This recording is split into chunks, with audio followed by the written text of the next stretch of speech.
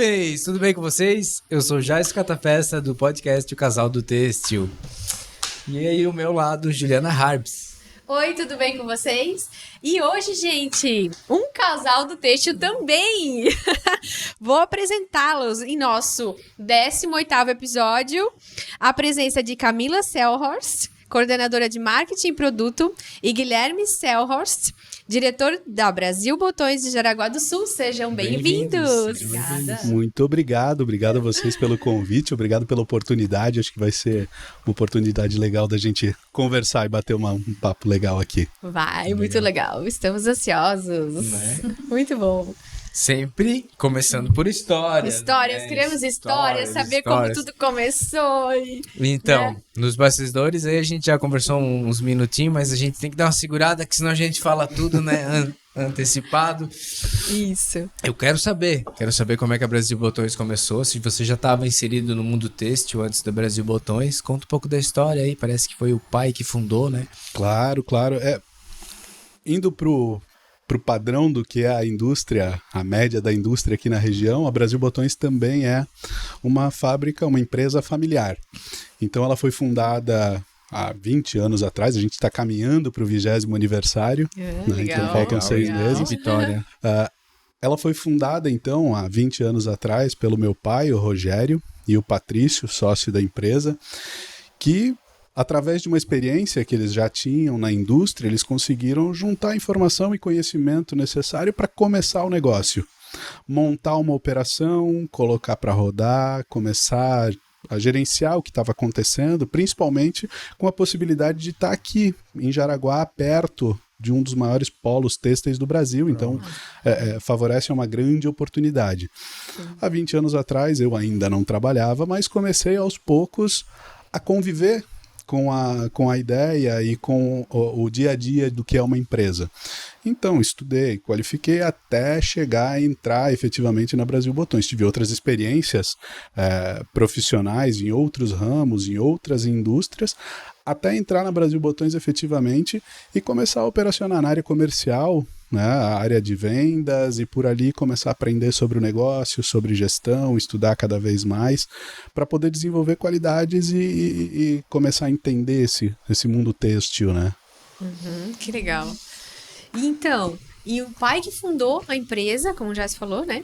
E tem mais gente da família? Quem é que trabalha na Brasil Botões? Tem mais gente da família, então boa parte da família trabalha dentro da empresa, dentro da organização. Meu pai fundou junto com o Patrício. Hoje, depois de um processo de sucessão, a gente com um conselho montado, eles estão no conselho, atuando a partir de lá. E aí a família trabalhando, operando dentro da empresa, composta por mim, pela Camila, pelo Gustavo, que é responsável pelas vendas internas, e pela Nayara, que é responsável pelo nosso departamento pessoal de RH. Então a gente conseguiu... É a esposa do Gustavo. Então, que legal. Então, são dois casais. Né? E a gente conseguiu operacionalizar a partir dali 2 irmãos e 2 braço cunhadas. de gestão bem interessante. Que legal, que legal. Foi conseguindo juntar forças, né? Cada um no seu ramo, então... Que legal. Ninguém sobrepõe a área do outro. Então a gente acaba complementando, né?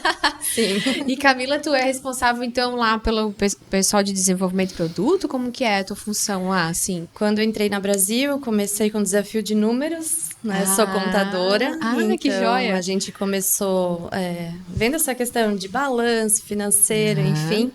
E fui agregando áreas, né? Sou uma curiosa, né, em todas as áreas. E fui assumindo. A gente foi, com a pandemia, tendo a necessidade do desenvolvimento do marketing, desenvolvimento de produto um pouquinho mais acertado, né? Então, a gente foi agregando nesse sentido. Então, fui pegando um pouquinho das áreas. Tem um time que me ajuda, me auxilia. E estamos aí, né? O time é grande de desenvolvimento? A gente está com 2 pessoas lá. Então, a gente está com uma estilista, né? Falando sobre tendência, tentando trazer um pouquinho desse mundo da tendência para o Brasil. Não ser só mais uma fábrica que faz o básico. Mas, sim, o nosso foco sempre foi o diferente, o customizado, o diferenciado, né? Então, assim, o estilista vem para trazer esse conhecimento a mais de tendência, olhar cor, formato, o momento, né?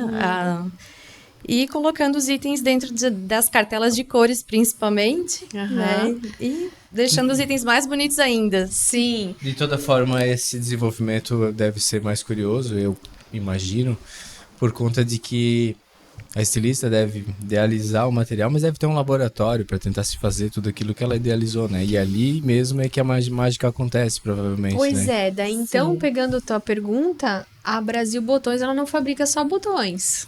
Não são só botões. O que ela fabrica tudo? Tem bastante coisa, então, né? acho que a Camila vai poder detalhar isso, mas isso faz parte dessa história de desenvolvimento da Brasil Botões.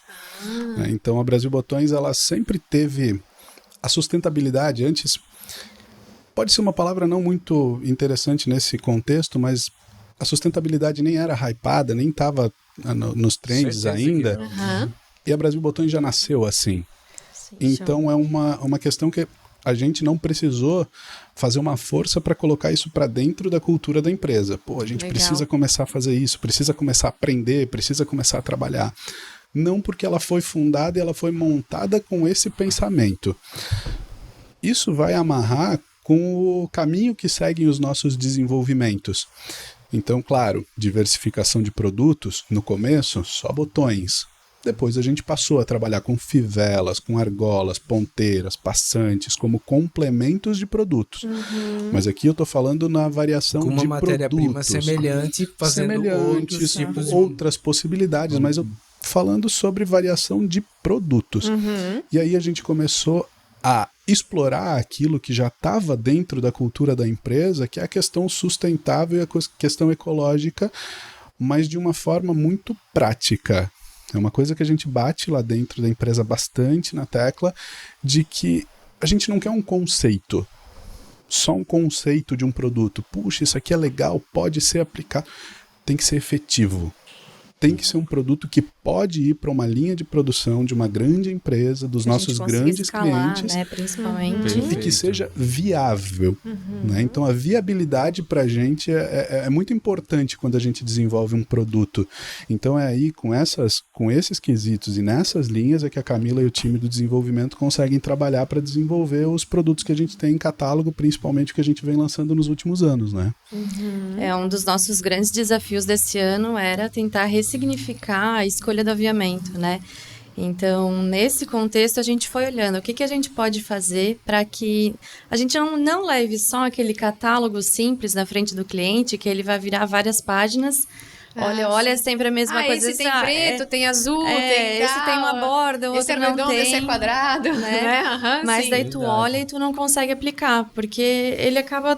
Tá num contexto sem sentido, né? Então, Certo. assim, a nossa missão esse ano no desenvolvimento era como é que a gente poderia dar um novo sentido para a escolha do aviamento, para que chegasse tanto na frente da equipe do compras ou do estilo, do desenvolvimento, Sim. e brilhasse o olho, né? Eu vou olhar e eu vou ser, esse aqui eu vou encaixar em peça tal, esse aqui em tal peça. E também, por que não, a gente tentar fazer com que as empresas esperassem que a gente lançasse a nossa tendência de aviamento para poder pensar na peça final deles depois, né? Então, Que vou legal. esperar chegar o aviamento para ver de que forma que eu vou aplicar, né? Um dos desafios é que a gente acaba chegando junto com o tecido, às vezes, né? Tentar estar sempre à frente dos calendários, começar a olhar isso também. E nesse trabalho a gente foi desenvolvendo o book de tendência, que é um pouquinho do material que a gente até trouxe para vocês olharem quem tá no aqui. YouTube vai conseguir ver. Quem tá no Spotify, depois dá uma passadinha lá no YouTube Depois pra eu vou fazer ver. um vídeo disso daí bem direitinho, bem bonito. Tem uns Fantástico. produtos incríveis mesmo. É um preview bem especial. Então, assim, a nossa primeira experiência com coleção. A gente nunca trabalhou com coleção lá dentro da fábrica. Massa. Então, a E daí gente foi olhando desde o processo desde o começo, né? Então, é uma experiência para a gente interna, né? Como um primeiro momento. Mas também para o cliente, que vai conseguir enxergar uma diferença de posicionamento da gente, né? Claro. Da forma de levar a informação, de levar o legal. aviamento, né? Isso já só foi pra mais frente? Já começaram? Ainda não. Ô, de primeira mão, então, né? Em primeira mão. Vai, a gente vai depois levar. vocês contam. Eu Vocês acho estão com que... todo o É o preview aqui. privilégio. Gente, adorei. Eu Então, acho que daí eu vocês já- vão ter retornos muito positivos. Certamente. O pessoal Eu vai amar. já comecei a ver que a peça vai ser básica e o detalhe vai ser o botão, não é? A gente, o nosso... O detalhe ser o diferencial, Não né? O nosso trabalho é justamente esse, é transformar aquilo que é essencial num diferencial. Isso. Pô, você não vai fazer uma camisa, Maravilhoso. você não vai fazer uma camisa sem botão. É essencial que se tenha um botão, mas ele essencial. pode ser o diferencial numa peça. Pronto, perfeito. Então, Assim como nós temos tecidos tecnológicos, né? exatamente. Por que E a não gente- fazer um aviamento também? E a gente busca por essas. Como a empresa foi criada dessa maneira, isso está muito dentro da gente, a gente busca esse tipo de produto que possa contar uma história. Né? Então, além da história da empresa, a gente busca que os produtos que a gente fabrica, Leve que a gente isso. propõe para o mercado, tenham uma história.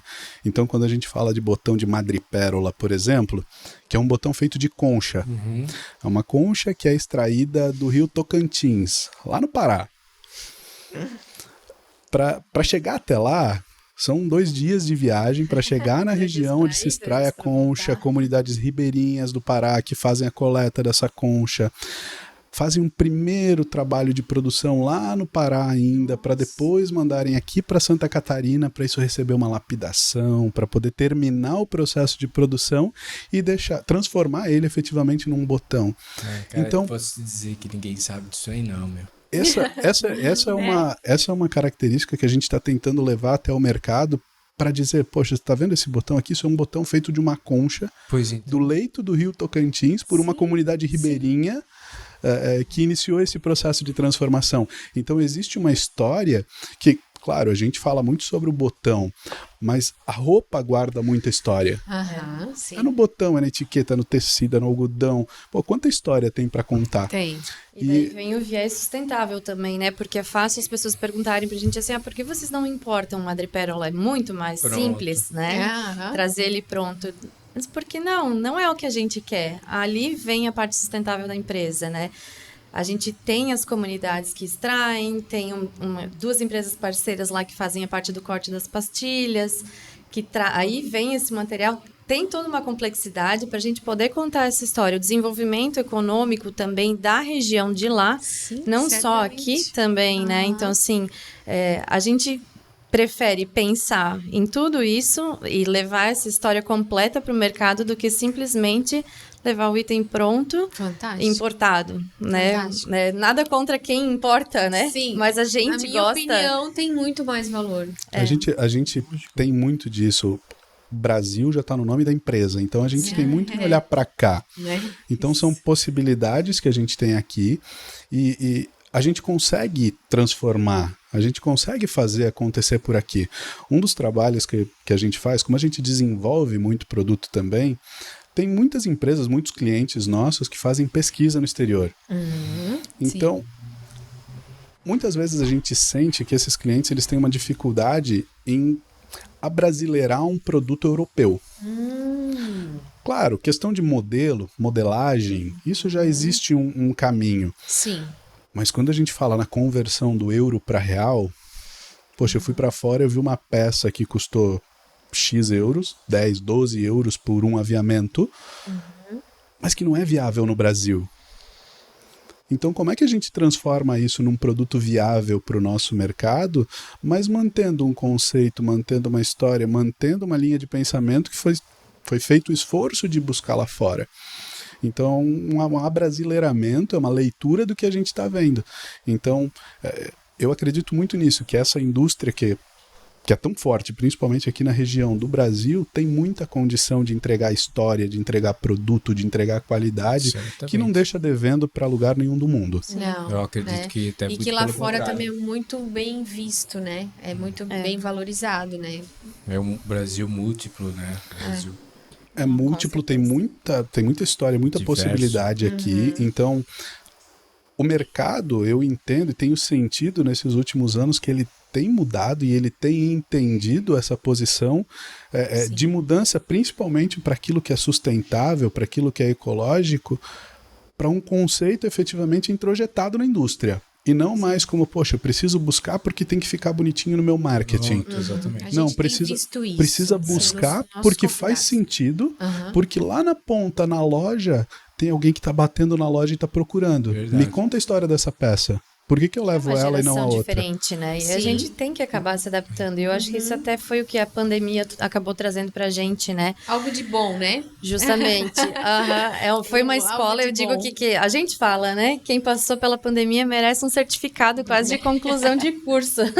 Verdade. Verdade. E isso fez a gente evoluir muito, tanto como pessoa, né? Como empresa, eu acho que trouxe uma bagagem extra. E esse foi uma das nossas direções nesse book, de tentar trazer aquela conexão com o eu interior, com a nossa alma, tanto que a gente escolheu o nome Feito com Alma, porque era uma coisa que a gente queria passar para os clientes, para as pessoas que vão, né, receber esse material.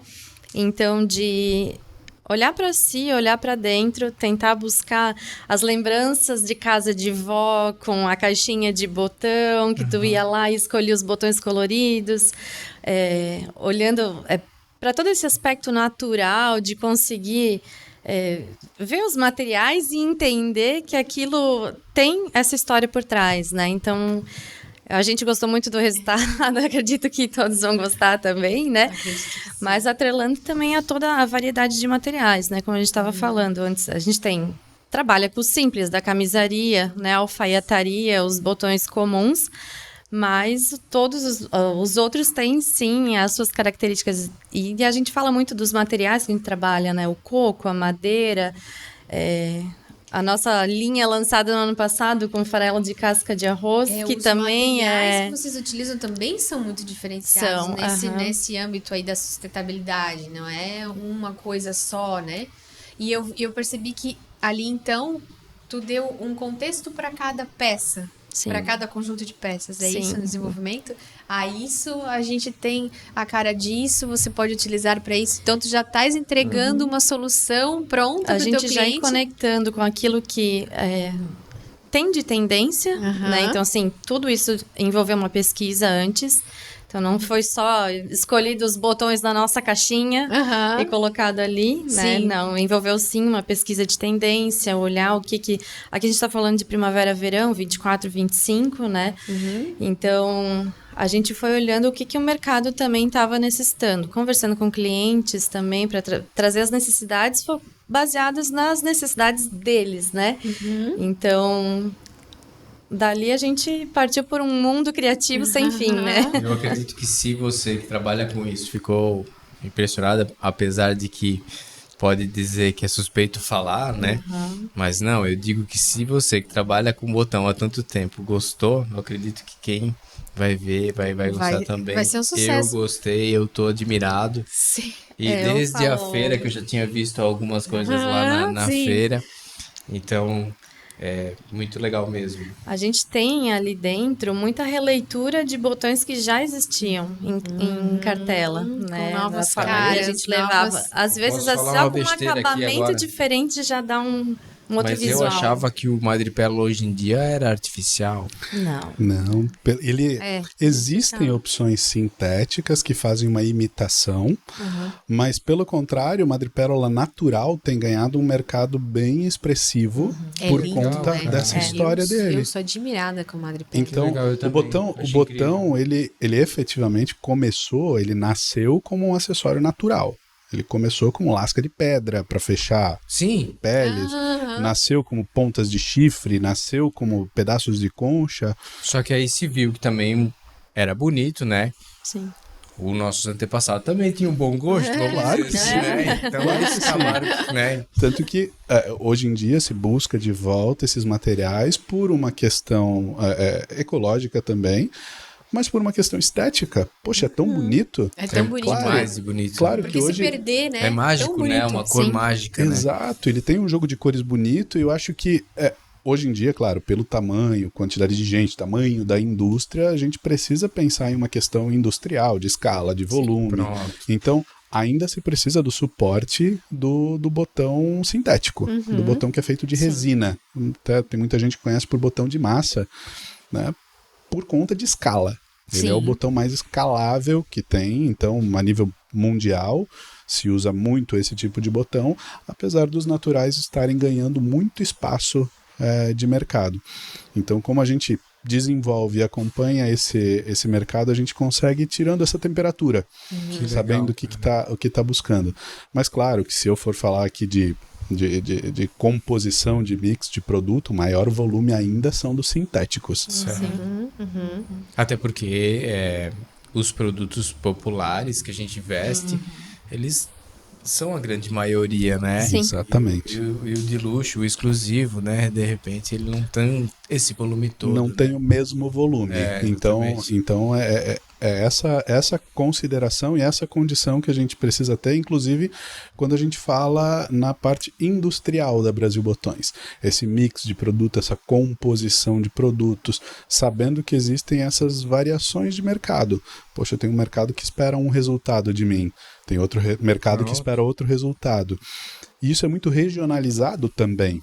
Então a gente está numa região aqui em Santa Catarina que tem uma realidade que é diferente do mercado de São Paulo, que é muito diferente do mercado do Pernambuco, que é diferente da região lá do oeste do Paraná. Então, mas então, tu falando isso aí, tu atende o Brasil inteiro? Sim, hoje a gente atende o Brasil inteiro, América do Sul, pontualmente também, nós atendemos. Então, a gente como é que é o trato com o cliente em outros países? Como é que você dá? Você tem um escritório fora ou eles vêm comprar aqui? A gente faz internamente, né, os atendimentos direto a esses clientes do exterior. Então, da mesma forma que a gente presta o desenvolvimento, abre a possibilidade para os nossos clientes nacionais de customizarem os produtos, a gente consegue abrir isso para o exterior também. Isso é um diferencial de mercado. Né? Então, quem está acostumado a trabalhar com importação, que normalmente trabalha bastante com o mercado asiático, dificilmente tem esse tipo de possibilidade de poder customizar. Então, a gente abre essa possibilidade e consegue fazer isso. E o mercado latino-americano consegue olhar para o mercado brasileiro e ver valor nisso, ver percepção de produto e percepção de serviço. Então, isso é muito interessante. A América Latina é uma grande produtora têxtil. Então a gente consegue, estando sediado no Brasil, a gente consegue estar próximo dessa indústria oferecendo esse tipo de serviço. E no Brasil, claro, a gente tem braços pelo Brasil inteiro, comerciais, para fazer esse desenvolvimento, para fazer esse atendimento, conversa com o cliente, porque para a gente é muito importante isso. Se pudesse fazer esse tipo de movimento que a gente está aqui com todos os clientes, sentar e conversar, às vezes a distância faz isso ser um pouquinho mais complicado. Mas quando você conversa, você entende dores, dificuldades, necessidades, oportunidades. Exatamente. Então, quando a gente participa de feiras, que foi onde a gente se conheceu e a gente conversou, poxa, eventualmente a gente está conversando com o pessoal da produção de uma indústria têxtil. Poxa, eu sou costureira da empresa. E a gente tem a oportunidade de ir cara a cara e conversar e trocar uma ideia de verdade. E a gente descobre possibilidades de resolver problemas que existem dentro das empresas e que dificilmente eles são levados adiante por conta da distância.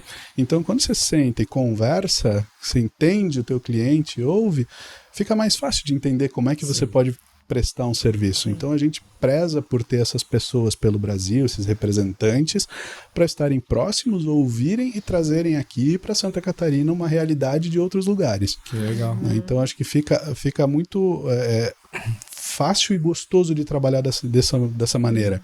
A gente diz que chega no escritório de manhã ouvindo sotaque gaúcho, vai almoçar ouvindo sotaque nordestino, volta ouvindo o manezinho da ilha.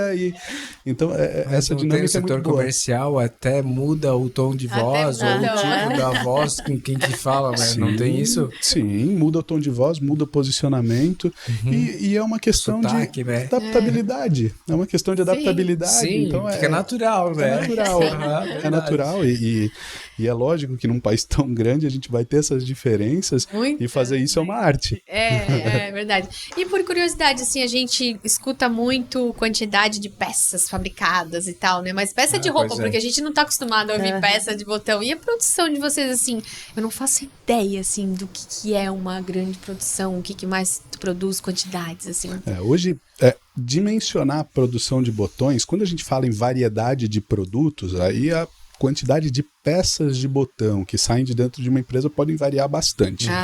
Se eu criar uma produção homogênea de um botão de camisaria, por exemplo, a gente tem capacidade para 1.300.000 botões por dia. Nossa. Então é uma capacidade bem interessante, né? Considerando que um mercado nacional ele é muito grande. Certo. Cada empresa de botão, e no Brasil tem alguns fabricantes, não são muitos, mas todos eles precisam ser muito produtivos. Então o volume ele precisa ser alto, porque eu estou falando de um produto que, por peça, ele tem um valor muito baixo. Certo. Então a produção precisa ser alta. E é botão pra caramba. Nossa. Mais de 1 milhão de botões por dia é botão pra caramba. É botão pra caramba, eu não consigo Normalmente, imaginar. a gente Pensa gosta... o mundo de camisas, né? Misturado, né? O mundo, né? Isso de pessoas é interessante. atendidas, né? Isso é interessante. Quando a gente está lá na fábrica, às vezes você olha uma caixa de botão e aí você imagina quantas camisas Nossa, Quantos fazer essa caminhões de conversão. camisa vai acontecer vão ali, ser né? feitos a partir daquela caixa. Nossa. Então você olha lá, poxa, quantos botões tem nessa caixa? Tem 300 mil botões. E quantas camisas vão ser feitas a partir volume disso? Imagina uma 100 mil camisa. camisas. Camisa. Né? Então, Nossa. essa é a dimensão do que a gente Numa trabalha. caixinha, né? E isso é uma coisa que a gente precisa ter uma noção muito grande lá dentro. Quando a gente se propõe a transformar o que é essencial em diferencial, fazer esse trabalho e entender essa proporção que eu vou entregar uma caixinha de botões, falando de tamanho, eu vou entregar uma caixinha de botões, mas que vai afetar uma entrega de uma carreta inteira, a gente precisa ter esse posicionamento e esse entendimento e entender a nossa importância nessa cadeia. Perfeito. Que a gente tem uma importância muito relevante de que saber que o botão está lá nos últimos processos da confecção de uma camisa. E a falta de botão impede a camisa de ser entregue. vendida, né? Então a gente Perfeito. precisa Simples assim. a gente Simples precisa assim. ter esse senso de responsabilidade e é uma coisa que a gente bate muito forte. Já quando foi fundada a empresa, isso sempre foi uma prioridade. O cliente precisa ser bem atendido e ele precisa ter uma garantia de quem ele está comprando. Ele precisa nos conhecer. E a gente tenta levar isso adiante e principalmente ter essa sensação e o mercado conhecer essa responsabilidade que a gente tem. Então é sim um volume bem interessante quando a gente imagina 1 milhão de botões, é bastante coisa. É expressivo. Então eu acho que faz sentido que gere esse volume de produção. Verdade. Então, bem legal. E aí eu vejo que com essa caixinha que você falou, né? Fiquei imaginando quando você estava falando que a partir da nova coleção, não desmerecendo as anteriores, mas agora quando o cliente receber a caixinha, não vai ser só uma caixinha de botão, e sim uma caixinha de joias, né? De Nossa, diamantes né? e pedrinhas, né? E vão ter uma obra de arte de fato ali Sim, dentro, das né? conchas que foram utilizadas. Sim. Nossa, é realmente um tesouro. Tá chegando os botões, tá chegando os botões, pessoal, tudo Abre bem com louco. cuidado. Abre com cuidado e tal. Né? Esse é o nosso objetivo. Esse é É o um nosso olhar objetivo. diferente, É, né? tem um olhar diferente pra essa mercadoria. Que lindo, cara, que bonito, parabéns. Nossa, Parabéns. Eu já tinha pego um pedaço dessa história lá na feira, aí já se encantamos lá, né? Nós eu já vi coisas incríveis Foi bem lá. legal. Mas eu quando cheguei aqui e olhei em cima da mesa, assim, pra quem Demais. já criou muito produto ou que tá ali junto com a estilista, né? Porque eu acompanho muito o trabalho delas hoje. É um parque de diversões, né? Dá pra criar produto assim. É muito do que a gente quer levar, né? Quer poder fazer brilhar o olho. Encaixar. tem- Então, não tem um- se encantar, né? Também. Não tem um que tem um temperinho dentro? Tem uma linha que tem temperos, tem pimenta, tem alecrim, tem hortelã dentro do resinado. Cara, eu fazer um Café também. Meu, isso né? cabe até pra uniformes de chefes de cozinha. Olha a Olha aí, ideia. olha as possibilidades nascendo. É, que As legal, possibilidades cara, demais. nascendo. E Isso essa aqui são tipo, produtos naturais. esses são produtos naturais. E é esse tipo de reação que quando a gente pensa nesse tipo de desenvolvimento, a gente quer gerar. Poxa, eu já vi uma possibilidade a partir daqui. Tá surgindo um produto inteiro a partir de um aviamento. Sim. O que é uma mudança de dinâmica para o mercado. Produto, Até então, normalmente, o aviamento ele vem como eu tenho uma peça elaborada, agora eu preciso aviamentar essa peça. Eu preciso escolher um botão para ela. E quando a gente faz esse movimento, a gente começa a criar isso. Cara, eu achei um aviamento tão bonito que agora eu preciso criar uma peça em volta desse aviamento. Isso. Pronto, isso aí. Então, Isso, essa- eu tenho essa essa é a sensação ideia. cada botão que eu olho aqui, essa é a É ideia. verdade. né? E a gente levou para o papel um pouquinho daquilo que a gente vive, né? Então... É demais. Para fazer essa coleção também teve de ter muito carinho, muito cuidado. Então, a gente poder levar a verdade para o cliente, que eu acho que assim, quando a gente trabalha com uma história de verdade, com uma história que a gente gosta de contar, né? Tudo faz sentido no final. Sim, muito mais fácil e Como é que é essa história de arroz, Júlia? Isso, conta, gente. Essa linha de arroz, a gente buscou uma linha que pudesse diminuir impacto. A gente queria diminuir impacto. Impacto em vários aspectos, de várias formas. Então, nós queríamos utilizar menos água, a gente queria utilizar menos material químico virgem, a gente queria usar menos e fazer mais. E aí, lá dentro, através desse esforço de desenvolvimento, a gente começou a ver possibilidades, viabilidades, aquilo que a gente já conhecia, pesquisou possibilidades novas, começou a fazer uns testes, onde a gente identificou que se a gente trocasse uma boa parte da nossa resina virgem de poliéster por uma resina com PET reciclado, eu já estaria usando menos resina poliéster no processo de produção. E aí a gente encontrou no arroz um complemento para gerar um aspecto visual bonito e usar menos ainda resina virgem. E a gente pôde trocar por um produto natural. Por um produto que é da nossa região. O arroz é daqui, então é uma coisa que a gente consegue levar para o mercado. Fica durinho, igual, fica forte, tudo resistente. Ele mantém as mesmas características. E o detalhe interessante é que a gente consegue usar 50% da água no processo de produção dele. Então, esse foi um bônus. A gente estava pensando na redução do material, mas a gente conseguiu, no decorrer do processo, olhar para a água também e usar menos água no processo produtivo. Então, hoje é uma linha que tem escala, que ele consegue suprir indústrias têxteis sem ficar naquele conceito de que, olha, ele é possível, mas tem uma capacidade produtiva reduzida. Então, ele é escalável, usando menos água, usando menos matéria-prima virgem e tendo um produto parece bonito. Aquela receita impossível de se chegar, né? Sim, é. Além de tudo, é bonito, 50, né? Não, pode, né? É durável, não solta cheiro, não solta as tiras, né? Igual a bananas, né? Essa é a prova de que é possível fazer por aqui. Então, quando a gente se dispõe a buscar uma possibilidade, a buscar na nossa região o que tem de possibilidades, a gente consegue chegar num resultado de produto. E aí, claro, chega-se num produto viável, mas que ele não vai parar no mercado se não tiver um desenvolvimento adequado. Mas essa inovação toda, alguém sonhou com isso? Ou o que aconteceu? Como que aconteceu isso? Porque assim, Camila, tu já teve falou uma visão. Porque tu já falou lá no começo que uma coisa, que é esse negócio de fazer um produto viável, sustentável, olhando para isso já era da natureza, já da empresa. Mas assim, agora também passaram de fase também, né?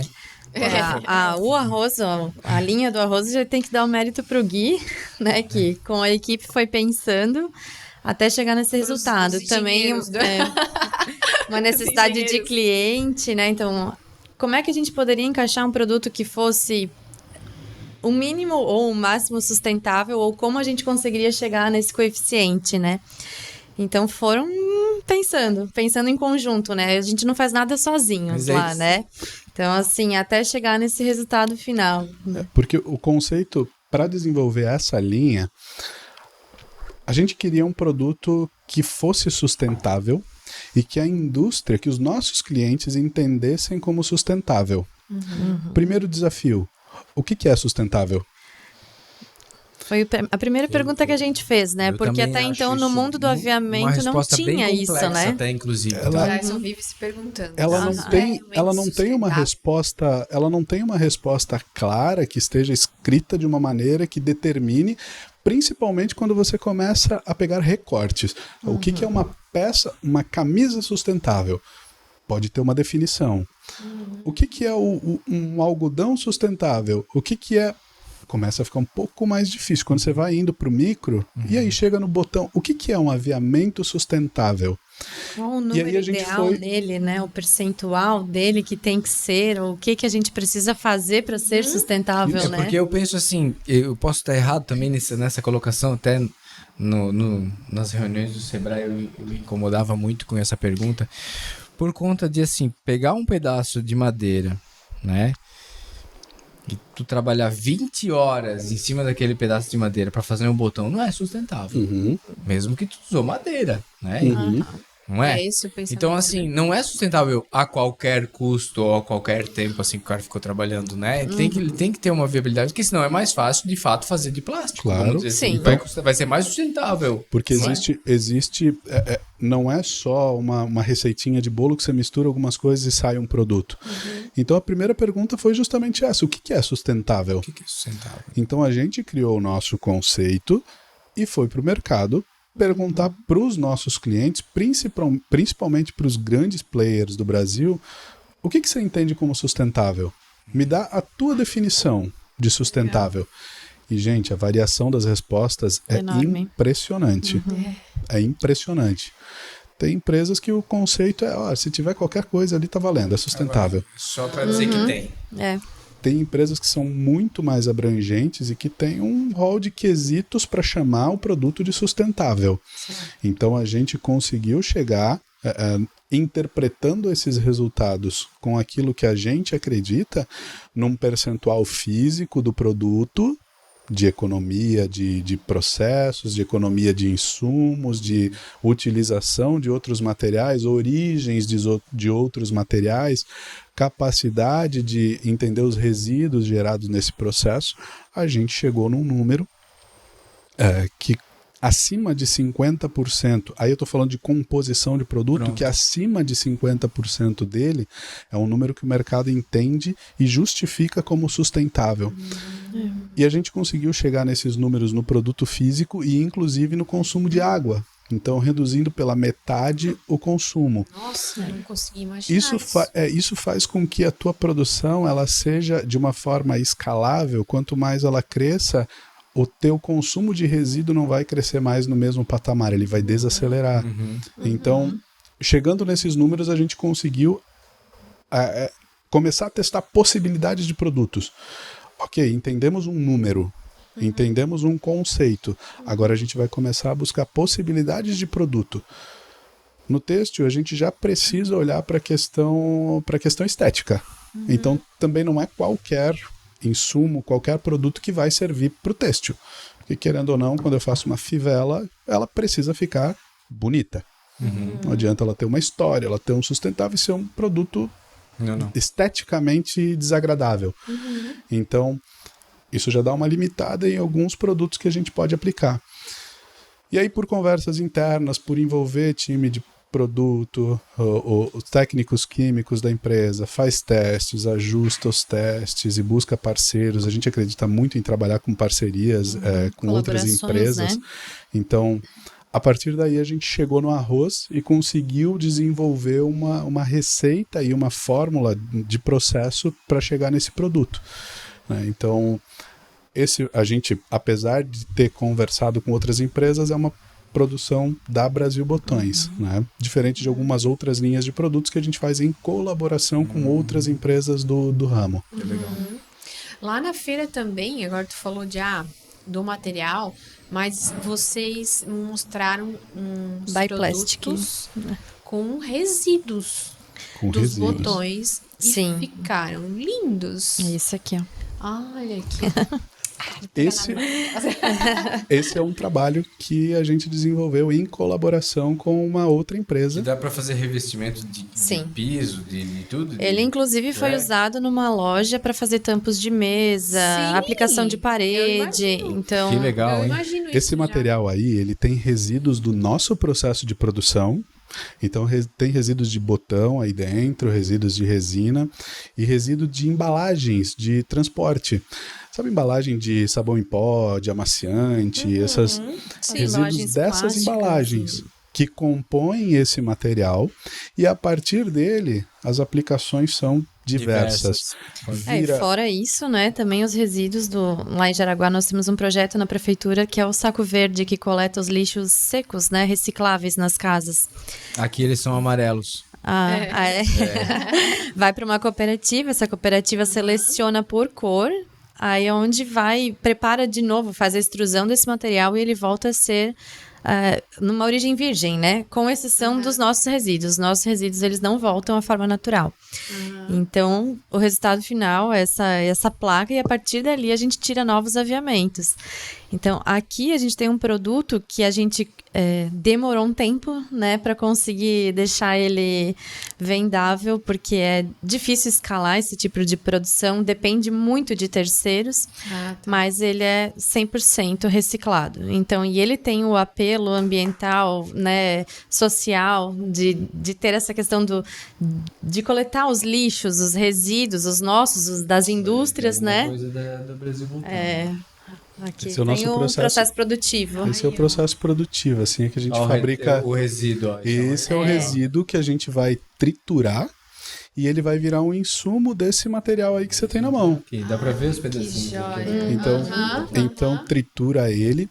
E o legal é que esse projeto aí a gente fez em colaboração com a Rato Roy, que é uma escritório de design, né, circular. E através deles... E com o trabalho deles, a gente garante que isso aqui tem rastreabilidade via blockchain de início ao fim da cadeia. É o único aviamento no mundo que tem rastreabilidade. Olha! Uau! Demais, hein? Então, para saber da onde veio esse resíduo, quem processou esse resíduo, quem formou essa placa, quem cortou e transformou num aviamento. Essa rastreabilidade é importante para garantir que, de novo voltando para a história que está sendo contada e mostrada no mercado, ela tem uma efetividade, tem não é fake conceito. News. Não é fake news. Exatamente, ela tem um esforço e tem muita gente envolvida. Demais. Então esse tipo de colaboração ela faz muita diferença. E a gente busca outras empresas que a gente possa colocar junto com a gente, somando força, somando aplicação, para transformar isso efetivamente num produto lá na ponta, na indústria, com uma aplicação. Isso aqui vira revestimento de parede, vira divisória, vira tampo de mesa, vira além dos aviamentos, além de voltar a virar um botão. Né? É uma das coisas, hoje a geração de resíduo de plástico é muito grande, né? Nossa, a gente já começa pensando na nossa casa, né? Quanto a gente gera de resíduo. Muito. E o nosso desafio interno também é a gente conseguir dar um destino melhor para os nossos resíduos que não para um aterro sanitário, né? Como é produto químico, vai para descarte adequado, né? Aquele resíduo de botão inicial ali, né? Aquela tela. Ela não volta a ser botão? Não. Não dá. Ele vai voltar aqui, ó. Ele é esse taquinho preto que tu tá vendo. A gente cria linhas de produtos que a gente usa de volta na composição, mas ainda não é 100%. Mas ele não é tipo um plástico que derrete de novo, derrete. Não. Ele tem uma característica térmica diferente dessa espécie de plástico. Sim. Que te possibilita derreter ele de novo e transformar num outro produto, simplificando o processo, né? Até porque quando encosta o ferro, ele não derrete. Exatamente. Né? Essa é a grande necessidade para os botões, é uma resistência à temperatura.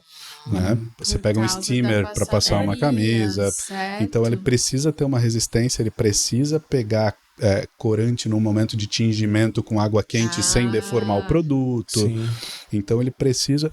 O que acontece? Gera resíduos, que a gente mapeia todos os resíduos que a gente gera, quanto a gente processa desses resíduos, quanto a gente consegue trazer de volta para novos produtos. Seja então, para nossa produção ou, né, nesses projetos, por exemplo. A gente busca, além de desenvolver os produtos para nossa linha, que a gente vai oferecer para os clientes, a gente busca desenvolver projetos que utilizem melhor os nossos resíduos. Sejam eles para aplicação em novos botões, em novas fivelas, ou em processos para eu destinar melhor o meu resíduo. Então isso, para a gente, é muito importante. Se eu gero um resíduo, quanto mais eu puder reaproveitar desse resíduo... E assim, essa geração de resíduo não é uma geração da Brasil Botões, ela é uma geração da produção de botões. Então ela é uma questão que, assim... tem muitas empresas buscando possibilidades. A gente já avançou bastante, já conseguiu colocar dentro de novos produtos nossos, elaborar projetos como esse aqui, que a gente consegue reaproveitar resíduos. E isso é bem legal, bem satisfatório ver isso acontecendo, ganhando corpo, ao ponto que empresas começam a nos procurar para desenvolver esse tipo de projeto. Certo. Poxa, será que o teu resíduo não pode ser uma matéria-prima minha? Claro. Será que não existe um processo meu que pode ajudar o teu? E a gente é muito aberto a fazer esse tipo de conversa. Legal. Testar. E mostrar possibilidades, testar aquilo que a gente já viu, aquilo que a gente já experimentou. Então a gente está muito aberto e em contato com as universidades, com faculdades, que fazem trabalhos com os nossos insumos, com os nossos produtos. E que deixou ser só do mundo da moda, né?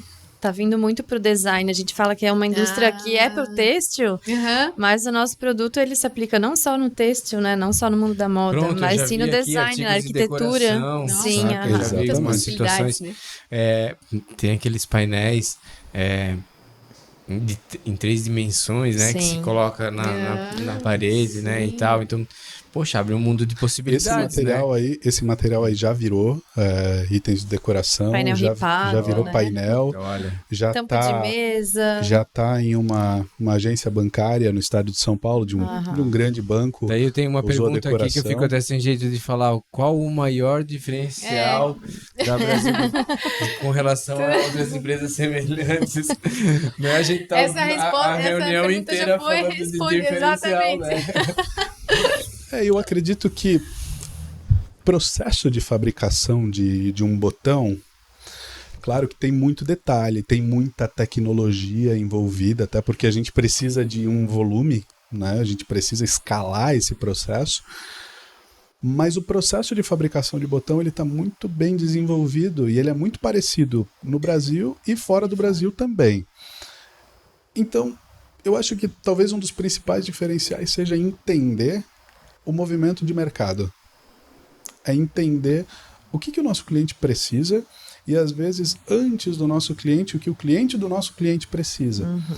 Aí a gente começa a voltar às etapas do processo. Poxa, eu preciso customizar, eu preciso atender, eu preciso entender, eu preciso conversar. E quando Eu a gente acho que, faz além isso, disso, o olhar humano, né, sobre as coisas, que é fazer voltar essas fases para trás, né, e conseguir compreender e traduzir depois em produtos, né? E quando a gente faz isso, isso acaba se transformando numa coisa natural. Ponto que eu volto lá para o começo da nossa conversa. Muitos desses fatores que eu estou falando aqui não são fatores que precisam ser colocados para dentro da cultura da empresa. É um processo que precisa ser aprendido. Como a empresa nasceu assim, ele funciona mais ao natural dentro da empresa. Claro, precisa de especialização, precisa de um entendimento, precisa de uma reorganização, precisa de um entendimento de quem é o nosso cliente, quem não é o nosso cliente. Mas é legal que daí a energia tu consegue movimentar para direcionar para outras situações. Não é perdido energia porque já está culturalmente inserido essa questão. Né? Exatamente. Então, a gente vê muitas empresas que estão nem só no têxtil, eu vou para qualquer mercado, que precisa fazer uma baita esforço, precisa fazer assim um movimento enorme para introjetar uma nova realidade de mercado. Sim. Gera muita demanda, dá um esforço muito grande, você precisa colocar muito esforço em cima disso. Quando você pula essa etapa, as coisas vão um pouquinho mais redondas, elas funcionam mais ao natural. Então, para poder transformar isso tudo em produto, para poder transformar isso tudo em serviço, em entendimento, a gente faz esse tipo de movimentação e eu acho que essa é o nosso grande diferencial. É poder, claro, falando de produto, e desde o básico até aquele mais diferente, aquele mais sofisticado, ter um range de produtos bem grande, mas principalmente com o entendimento. Quem é o meu cliente do que ele precisa de verdade? Esse cliente em específico precisa do sofisticado ou não? Já outro cliente, poxa, será que o básico que ele está buscando é o que ele precisa de verdade? Ou eu posso mostrar para ele que o produto dele é mais sofisticado? Quando você entende isso, você consegue quase que prestar uma consultoria para o cliente mas sem aquele apelo de que eu quero ir pro sofisticado porque eu quero vender esse produto, eu quero vender aquele produto. Não, fazer o cara vender faz mais de fato. sentido. Né? Entende ele, né? Faz sentido que o produto dele seja bom, seja ele básico, seja ele sofisticado. Quanto melhor for o produto dele, aí falando comercialmente, mais ele vai vender, mais eu vendo também, e eu não preciso ficar batendo, Forçando uma venda, né, de repente. antecipando fases do processo, e pô, eu vou forçar a venda de um produto que não é o produto dele, mas é o produto que eu quero vender para ele. Daqui a pouco tem que tá lá a fazer sentido. prateleirinha do cliente cheio daquele botãozinho que não deu certo. E a gente fala muito que é uma coisa que a gente pensa no momento do desenvolvimento, um aviamento, assim como ele pode ser o diferencial, mal escolhido ele estraga uma peça. Estraga uma peça, verdade. Pois é. Para numa loja e olha lá a prateleira, uma arara de peça, quantas vezes você já entrou numa loja, você tirou uma peça da arara, você olhou para ela e colocou de volta. Por que você não levou ela? Porque eu não gostei. Mas Pô, o mas não quê? gostou Por quê? do quê? Do quê? Eu não sei. Eu não sei. Você não parou para pensar, não, veja que nessa peça a modelagem não está adequada, o avião... Não deu tempo Bateu pra isso o aí. olho. Não gostou. deu tempo de ver. Bateu o tempo olho pra em ver alguma coisa modelagem, né? antes que... Pode ser que o bordado tava no lugar errado e aquilo visualmente não fechou. Aquela peça vai ficar na arara. Aquela peça não vai. Então é um detalhezinho Sim. que em 2 segundos, pô, não gostei. É. Ele trancou aquela peça. Então pra gente faz muito sentido que o botão seja bem escolhido. A gente já viu. Na verdade, é o nosso dia a dia de ver, às vezes, clientes fazendo um produto bonito, bem elaborado, bem sofisticado. Pode ser esse botão mesmo. Aí Não, pensa, nessa peça aqui essa não peça pode ser esse merece botão. mais. Essa peça... Esse botão vai servir muito bem para um outro modelo. Exatamente. Pra Essa daqui, a aqui, gente precisa de esse uma botão especial. é da tua linha básica. Pronto. Você está investindo mais no tecido, na etiqueta, na embalagem, na gola, em tudo. E vai pecar nisso, né? E não deixa Na ser cereja mais, do bolo. não deixa ser mais uma peça que vai para a arara e não gostei. É. Não deixa acontecer Sim, isso. sim. Porque a partir do momento do não gostei, pô, mas o que você não gostou? Você perdeu até a métrica do porquê não gostou. É. Claro, a gente fala muito no aspecto do botão, mas isso acontece com qualquer detalhe da peça. Verdade. Né? É verdade. Então, isso é bem comum e eu reparo muito nisso quando eu entro em lojas de roupas e às vezes eu reparo nas pessoas escolhendo e é muito disso. Tira uma peça, tira outra. Alguma coisa te fez tirar a peça da arara. É. Provavelmente você já gostou do material dela e da E cor. da cor. E alguma coisa te fez devolver na hora. É. Né? Então, Sim. esse é um cuidado que precisa ter no momento de desenvolver a peça. Pode ser sido o botão. Pode ter sido botão, pode ter sido. Então, é por isso que pra gente faz muito mais sentido que a peça tenha uma composição bonita, de que ele tenha o produto adequado para aquela peça, do que um produto que não vai ornar, vai ficar assim. Enfim, não vai ser. Não é o que a peça merecia. Sim. Perfeito. Faz todo sentido. Seja para o mais sofisticado, seja para o mais básico. Tem peça que precisa ir para o básico, tem peça que precisa ir para o sofisticado. É isso mesmo. Deixa eu te pedir uma coisa de produção agora. Como é que funciona a produção? Tu já sai rasgando produção ou tu faz só sob demanda? A gente fabrica sob demanda, porque o nosso item é muito customizado.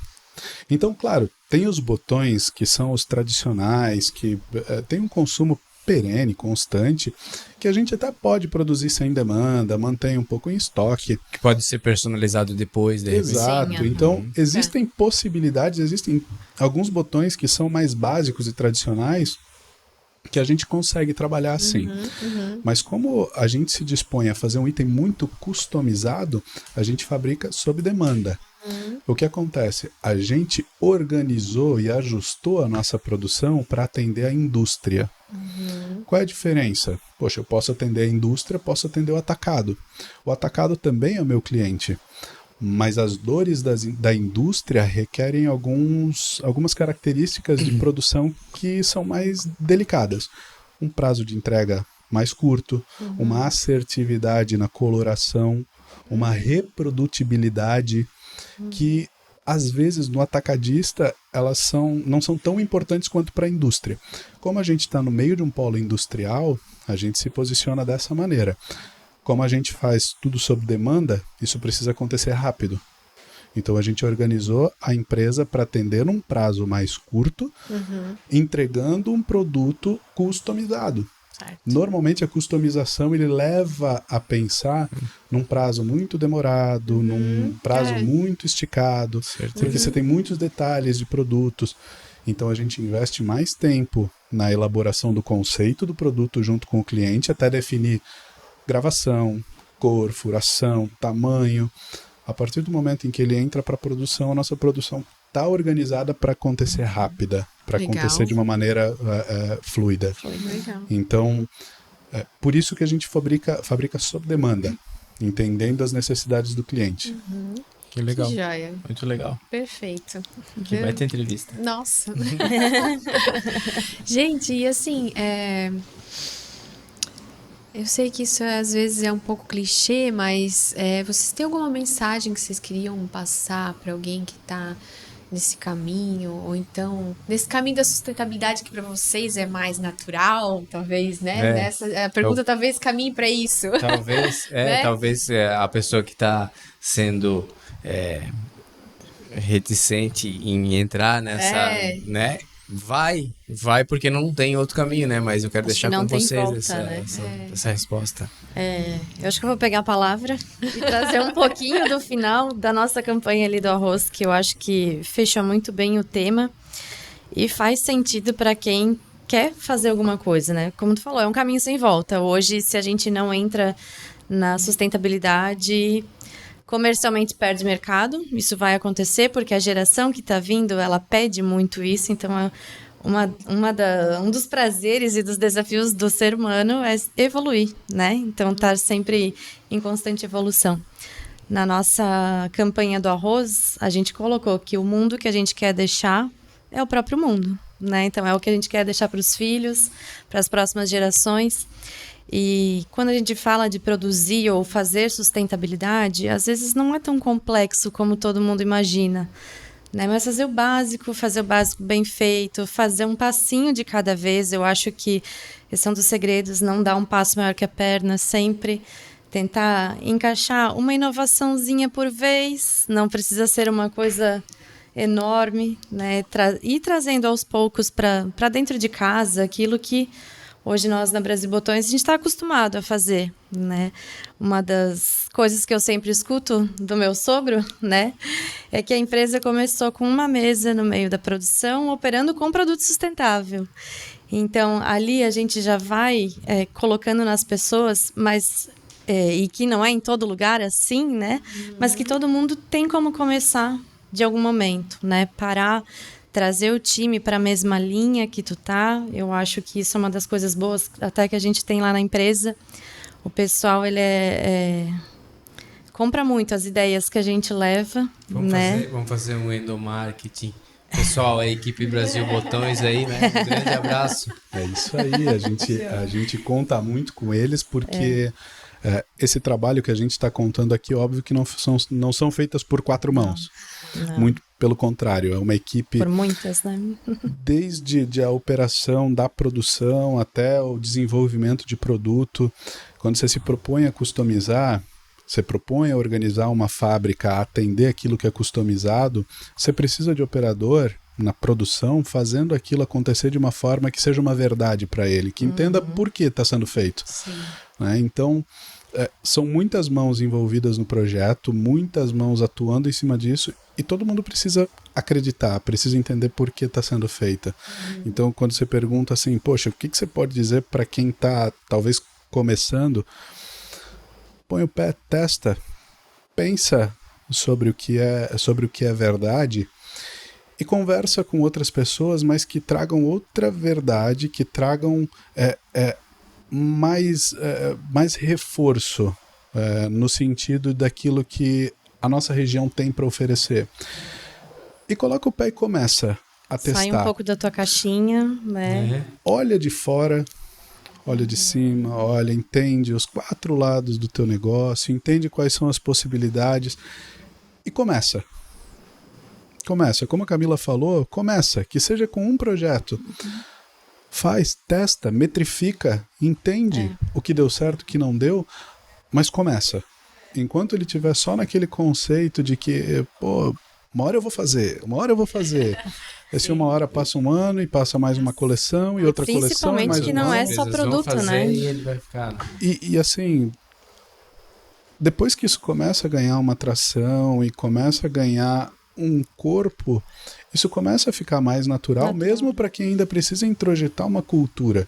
Mas é mais fácil você fazer isso quando você começa a ter experiência e sentir o mercado. Então, claro, a gente está falando muito sobre a questão sustentável, mas olhando isso para um mix de produto completo, isso serve para qualquer tipo de produto e para qualquer teste ou inovação que você queira fazer. Uma coisa que a gente ainda sente é que a região ainda tem um pouco de resistência quando a gente fala em fazer uma colaboração. Pô, sentar para conversar, o meu ponto fraco pode ser um ponto forte seu, que a gente consegue melhorar. Talvez nós dois tenhamos um ponto fraco em conjunto, mas que nós pensando sozinhos demoramos para chegar num resultado e pensando em mais pessoas a gente avança mais rápido. Então, sentar para conversar, colocar dores, dificuldades, sucessos também, né? Porque a partir do momento que você teve um sucesso, ninguém mais precisaria, teoricamente, sair abrindo caminho, abrindo picada, abrindo mato. Sim. Já existe alguma referência. Olhar então, os exemplos positivos, né? Não Sempre. precisa inventar a roda todos os dias, né? Exatamente. E assim, falando especificamente da nossa região, são tantas empresas com tantos cases de sucesso indo por cada caminho, então não existe uma receita. O que serve, o sustentável, que pra gente é a nossa verdade, da Brasil Botões, é isso, talvez não seja exatamente o caminho de outra empresa, mas não quer dizer que ou nós ou outra empresa esteja certa ou errada. Mas existem caminhos possíveis de se resolverem dores dos nossos clientes, do mercado e o que ele está esperando. Até porque não é só produto, né? Quando a gente fala em ser sustentável, vai além daquilo que a gente mostra para o cliente, é o que está dentro da nossa casa. Às vezes deixar de usar papel num processo, ou enfim, fazer atitudes pequenas, né? Sim. Que acabam dando um resultado gigante no final. Assim como a gente falou de usar menos água num processo. Ele no final, ele não tá mostrado no produto isso, né? Sim. Mas ele existe. Então, Que legal. um passinho, né, de cada vez, sempre. Bom, gente, me emocionaram várias vezes aqui nesse episódio de Camila. Que demais, cara. Demais. Então, de parabéns, eu tô Fascinada. muito fascinada, é a palavra, com o trabalho de vocês, de parabéns. Muito obrigada por vocês terem vindo abrir isso tudo pra gente, trazer as novidades que ainda não foram pros clientes. Ai, meu Deus, que Em primeira mão. né? Eu acho que a gente vai apanhar essa semana de alguém. Que legal, importante. E como que, então, a gente encontra Brasil Botões, alguma rede social, algum canal que vocês queiram falar? Estamos no Instagram, LinkedIn, né? Instagram, @BrasilBotões, facinho de encontrar. Show, legal. LinkedIn também, @Brasil Botões. Então, Site, lá, né? o nosso site, e por lá a gente atualiza bastante sobre as novidades que estão acontecendo, legal. sobre produtos, sobre os esforços que a gente está fazendo lá na fábrica. A nossa rede social é um bom espelho. Que legal. Isso é bom, legal. E muito legal. Então tá bom. Obrigada, gente. Muito obrigado, gente. A gente tá muito feliz, Que muito demais. obrigada Agradece. mesmo pela viagem, pelo tempo de vocês, né? A gente quer agradecer pelo convite. O projeto que vocês estão fazendo é sensacional. Quando eu falo sobre isso, de sentar e conversar, é muito do que vocês estão Muito fazendo isso. aqui. Então, num mercado que tem tanto sucesso como a da nossa região aqui, isso precisa ser contado. E aí, então, o esforço, fazer parte dessa história com vocês é gratificante. Muito obrigado de verdade pelo Obrigada convite. mesmo. Muito A gente obrigado. se emociona em cada episódio. Cada um tem uma história, tem um propósito, tem uma verdade, um sucesso ou um insucesso no meio do caminho e realmente precisa ser mostrado. Isso é Obrigado legal. mesmo pela Obrigado, confiança. amigo. A gente que agradece. Gente, obrigada pela confiança até aqui, né? Se vocês tiverem alguma dúvida, quiserem... Gente, isso aqui é ouro, tá? É diversão para estilista, para gente que desenvolve produto. Fiquem ligados em todas as coisas que vão vir por aí da Brasil Botões. Dúvidas, comentários, sugestões, escrevam aqui embaixo. Isso. Curtem, compartilhem e ativem o Isso. sininho. É isso aí. Se inscreva no canal, não esquece. Obrigado, Tchau, gente. Obrigado. Obrigada. Obrigado. Tchau, gente. Muito bem.